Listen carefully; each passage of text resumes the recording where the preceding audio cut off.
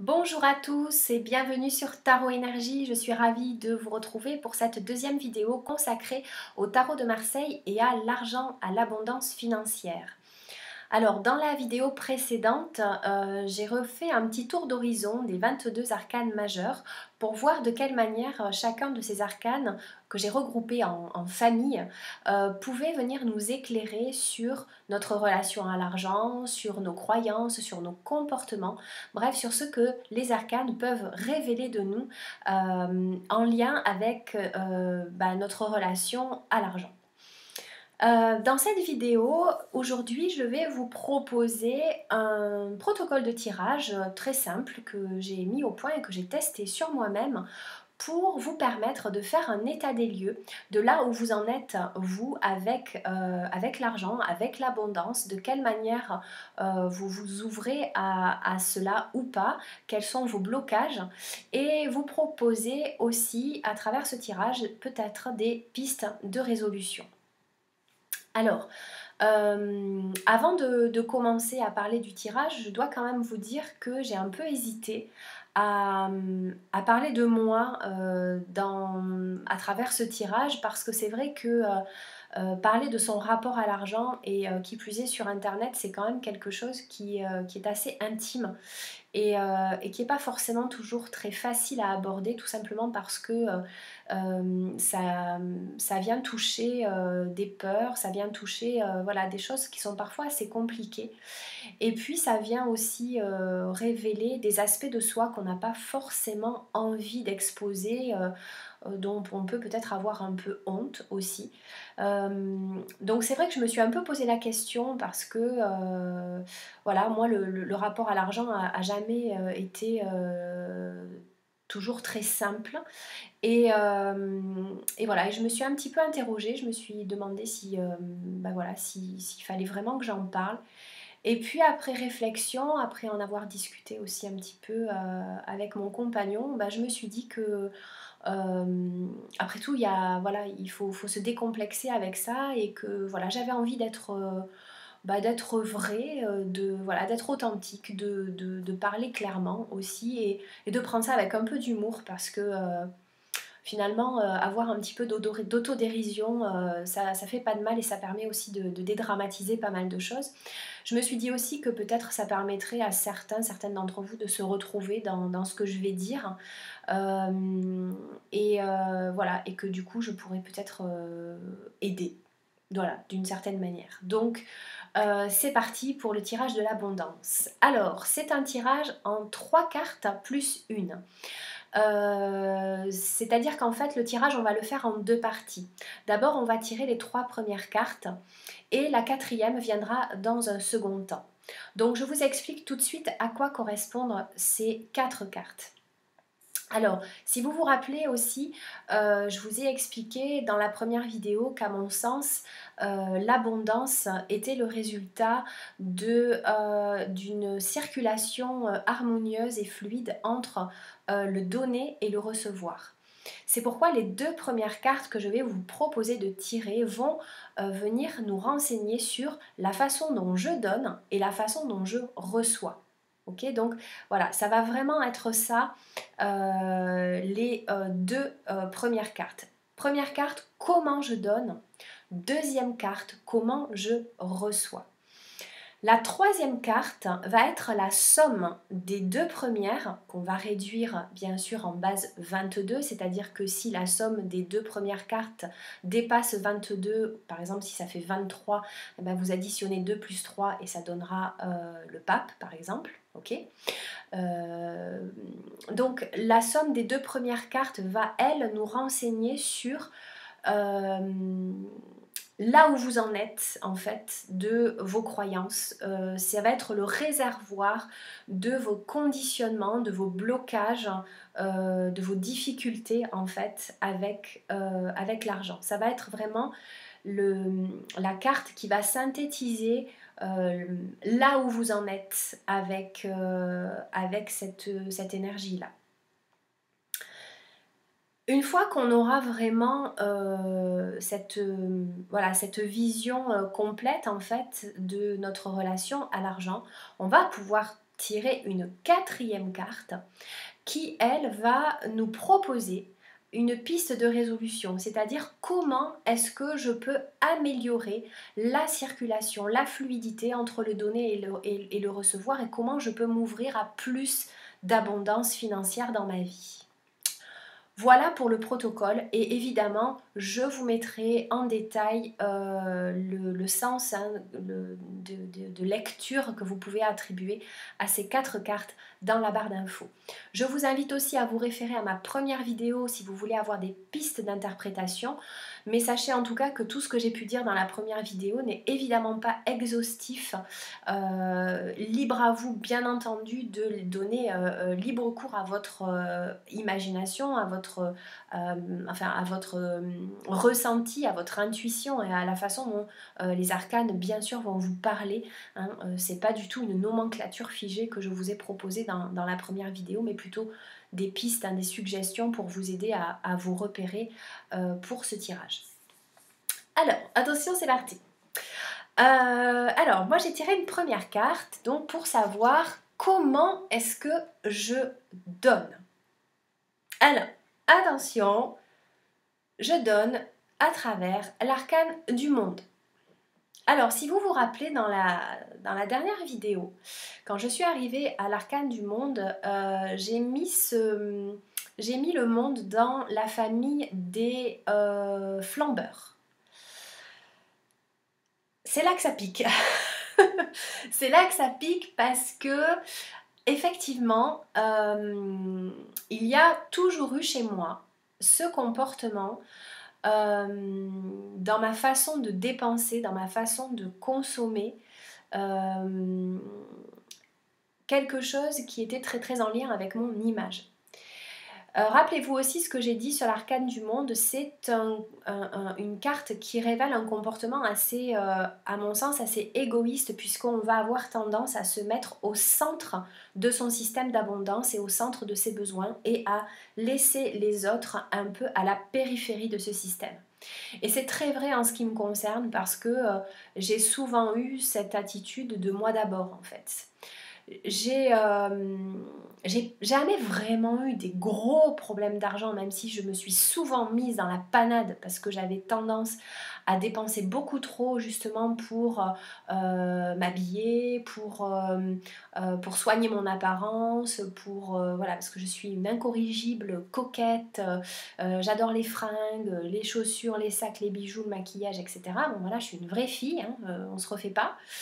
Enfin une vraie fille, en même temps ça veut rien dire ce que je suis en train de dire, parce qu'on peut aussi être une vraie fille sans aimer forcément les bijoux, le maquillage, les vêtements, etc. C'est complètement idiot ce que je suis en train de dire, mais bon, je me comprends. J'ai ce côté en tout cas très girly depuis toujours, qui m'a fait en fait dépenser, en fait donner en premier lieu à moi-même. Ok, donc du coup ça m'a mis dans des situations parfois de difficultés financières, parce que j'avais du mal à me freiner en fait. Quand il s'agissait de moi, de mon bien-être, de mon image, ça pouvait vraiment prendre des proportions parfois assez compulsives et assez inquiétantes. Alors je me suis jamais retrouvée endettée jusqu'au cou, mais voilà, il y a eu des moments où ça pouvait être compliqué parce que j'avais dépensé trop d'argent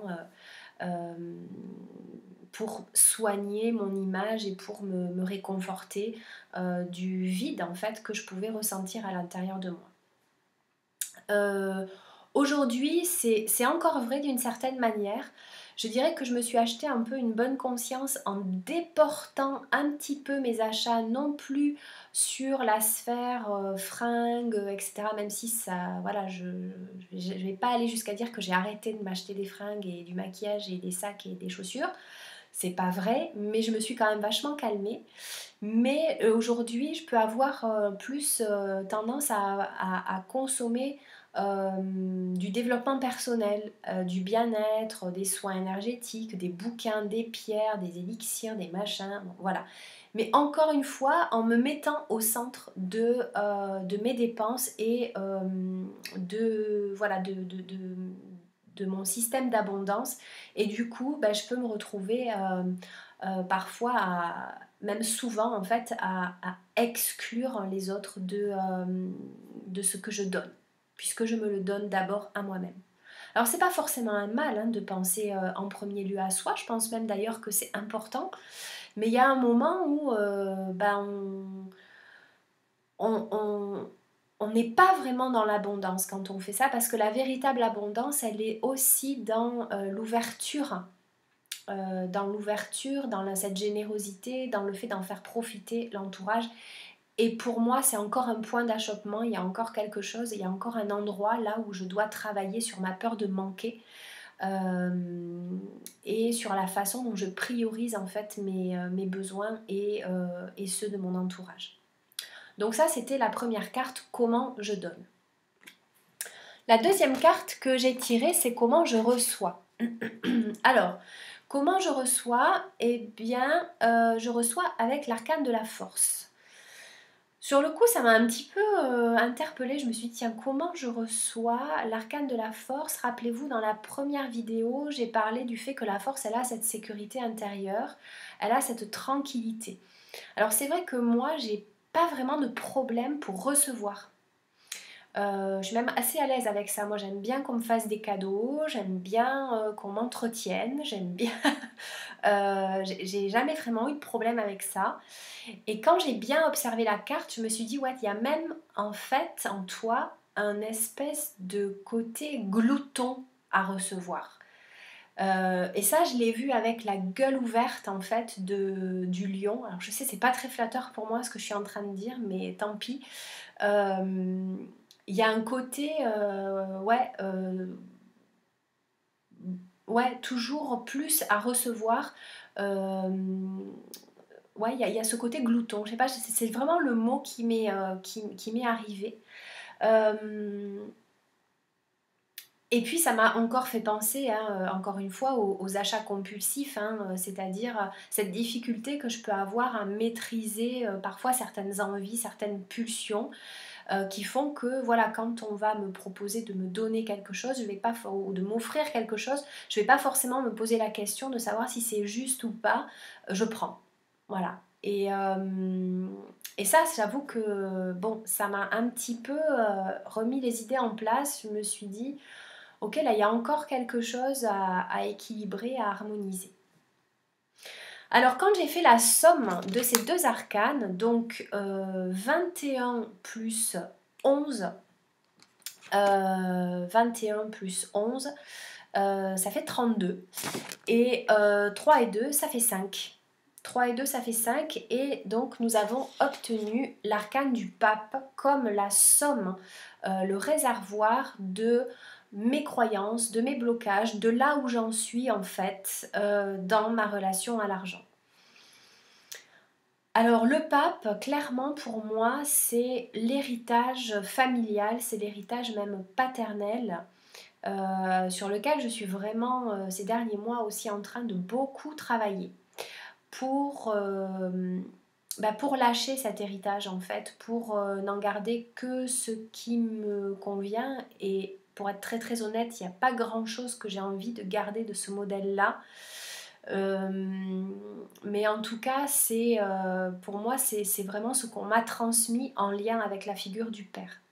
Ok, donc là, j'ai pas forcément envie de rentrer dans les détails parce que c'est personnel et ça m'appartient, mais j'ai compris tout de suite que ça faisait référence à ça et que il y avait encore des choses clairement sur lesquelles je suis en train de travailler pour me déconditionner de cet héritage-là qui, encore aujourd'hui, nourrit beaucoup de peur, un besoin de sécurité, quelque chose qui n'est pas très très fluide dans ma relation à l'argent.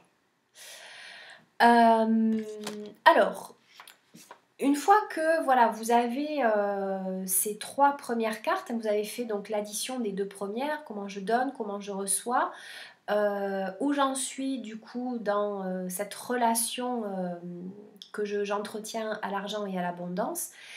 vous pouvez donc maintenant tirer la quatrième carte. La quatrième carte qui va vous renseigner en fait sur comment vous pouvez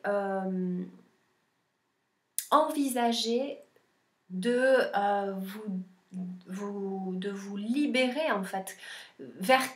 Sur quelle énergie vous pouvez vous appuyer, sur quel arcane vous pouvez vous appuyer pour vous ouvrir à davantage d'abondance, comment vous pouvez fluidifier cette circulation entre ce que je donne et ce que je reçois, ce que vous pouvez changer en fait à l'intérieur de vous. Alors moi j'ai tiré la roue de fortune. J'ai tiré la roue de fortune et là j'ai fait un lien en fait avec l'arcane du monde que j'avais tiré au tout début. Hein, l'arcane du monde. Alors le monde, rappelez-vous, je disais qui exclut les autres de son système d'abondance. Et là, au contraire, je me suis dit, mais attends, là on a aussi plusieurs personnages, mais au lieu d'en avoir un seul à l'intérieur du cercle et les autres éclatés à l'extérieur, avec la roue, on a tout le monde dans le même bateau. C'est-à-dire que j'ai compris que la roue de fortune, ce qu'elle essayait de me dire, c'est que quand je me donne à moi-même, ou quand je donne aux autres plutôt, quand je donne aux autres, c'est aussi à moi que je donne. C'est-à-dire qu'il n'y a pas de hiérarchie, il n'y a pas de... C'est ça que j'ai du mal sûrement à intégrer hein, et à comprendre au fond de moi, c'est que quand je donne aux autres, c'est aussi à moi-même que je donne. Et que du coup, j'intègre tout le monde dans le même mouvement, je mets tout le monde dans le même bateau. Et en faisant ça, je relance la machine. Je remets en circulation l'énergie et je ne bloque pas ce qui doit circuler entre ce que je donne et ce que je reçois. Je sais pas si je sais pas si c'est clair pour vous, mais en tout cas, moi j'ai vraiment compris que là, il y avait quelque chose à comprendre pour le coup de passer d'un système qui exclut l'autre à un autre système qui inclut tout le monde dans le flux d'abondance. Et que en faisant ça, je remettais de la fluidité dans le mouvement de vie en fait et dans ce que la roue peut m'apporter et que je me mets justement dans une position où je peux faire venir à moi des opportunités, des occasions d'aller plus vers la fortune que vers des déboires ou des problèmes d'ordre financier. Donc c'est vraiment comme ça que je l'ai interprété. Alors, avant de vous laisser, je voudrais quand même revenir sur une petite précision d'ordre pratico-pratique au moment où vous allez tirer vos cartes, parce que vous allez tirer les deux premières et pour avoir la troisième, vous allez devoir reprendre votre paquet parce que vous allez faire l'addition des deux premières pour aller chercher dans le paquet la troisième carte. Donc, quand vous avez fait l'addition des deux premières, vous récupérez, vous rassemblez votre paquet, vous allez chercher votre troisième carte et pour obtenir la quatrième, vous reprenez votre paquet, vous remélangez les cartes, vous étalez devant vous et vous sortez la quatrième. Hein, parce que c'est vrai que sur le coup, moi quand j'ai essayé, je me suis dit, bah tiens, voilà, ça pose un petit... Il y a un petit temps mort en fait. On va pas tirer les quatre cartes les unes à la suite des autres. Mais il va falloir rebrasser les cartes entre la troisième et la quatrième. Voilà. Avant de terminer aussi, dernière chose que je voulais vous partager, c'est un petit coup de pouce en fait. C'est-à-dire que si vous avez vraiment des peurs avec l'argent, si vous avez la peur de manquer, si vous vous sentez un petit peu en concurrence avec les autres, si vous avez du mal à vous ouvrir aussi à la coopération et que vous avez toujours peur qu'on vous prenne quelque chose, Moi, il y a un élixir floral qui m'a beaucoup aidé ces derniers mois, qui est l'élixir floral de nénuphar blanc de chez Deva. L'élixir floral de nénuphar blanc, c'est vraiment l'élixir de l'abondance et c'est un élixir qui va vraiment nous aider à nous ouvrir à nos ressources intérieures et à cette idée que voilà, quand je donne quelque chose, je ne suis pas forcément en train de me déposséder. Alors je voudrais vous lire juste deux, trois phrases sur les propriétés de cet élixir de nénuphar blanc. Je vous mettrai le lien, vous pouvez vous le procurer si ça vous intéresse dans la barre d'infos. Donc le nénuphar blanc nous aide à exprimer la plénitude et l'abondance, non pas en termes de concurrence, mais de coopération dans tous les aspects de notre existence, que ce soit dans notre relation à l'argent, au travail, dans le cadre familial ou encore dans notre environnement social. L'élixir de nénuphar aide à prendre conscience que la vraie richesse dans tous les domaines et dans toutes les activités n'est pas celle de la possession, mais celle de l'ouverture du cœur qui se manifeste dans le partage et l'abondance. Nous ne perdons pas ce que nous abandonnons, mais au contraire, nous devenons plus riches de cœur et d'esprit. C'est aussi un élixir qui va nous aider à nous débarrasser des imprégnations familiales et des problèmes transgénérationnels qui freinent notre évolution et qui ne nous appartiennent pas. Donc ça, c'était aussi un aspect qui m'intéressait par rapport à l'argent. Il est conseillé à ceux qui refusent les biens matériels, estimant que leur salut ne peut s'inscrire que dans le dénuement et la pauvreté. Ça fait vraiment référence à l'ermite dont je vous parlais dans la première vidéo. L'élixir de nénuphar nous invite à développer une attitude ouverte et confiante envers la vie, libre de toute contingence affective ou matérielle excessive. Si nous sommes dans le besoin, il nous invite à abandonner les attitudes, les croyances et les comportements restrictifs qui nourrissent l'état de manque, qui sont préjudiciables à notre développement. Si au contraire nous sommes prisonniers d'une richesse matérielle, il nous aide à renoncer à tout désir égoïste et personnel de possession. Il favorise le détachement et le lâcher-prise des biens matériels qui ne sont pas nécessaires à notre bien-être et à notre équilibre. Tout un programme. En tout cas, c'est vraiment un élixir que je ne peux que vous recommander parce que je l'ai testé vraiment sur moi-même pendant plusieurs mois et il m'a vraiment fait du bien. Il m'a vraiment beaucoup aidé, donc voilà, si ça vous intéresse, si vous avez besoin d'un petit coup de pouce, eh bien je vous invite à tester l'élixir de nénuphar blanc chez Deva, le laboratoire Deva.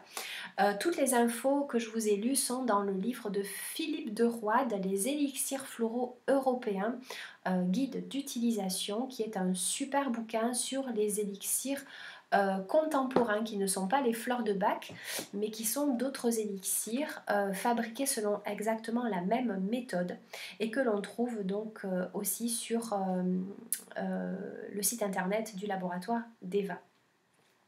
Voilà, j'en ai fini avec cette deuxième vidéo sur le tarot, l'argent, l'abondance. J'espère que ce tirage vous aura inspiré, j'espère que ça va vous donner envie de le faire pour vous-même, donc je vous invite à me partager vos tirages, vos réflexions, vos observations dans les commentaires, à me dire si, voilà, si cette vidéo vous a plu. N'hésitez pas à vous abonner, comme d'habitude, à liker, à partager. Je vous fais de gros bisous, je vous remercie pour votre confiance et votre présence. Vous êtes de plus en plus nombreux à vous abonner à ma chaîne et à me suivre sur Instagram notamment, donc merci.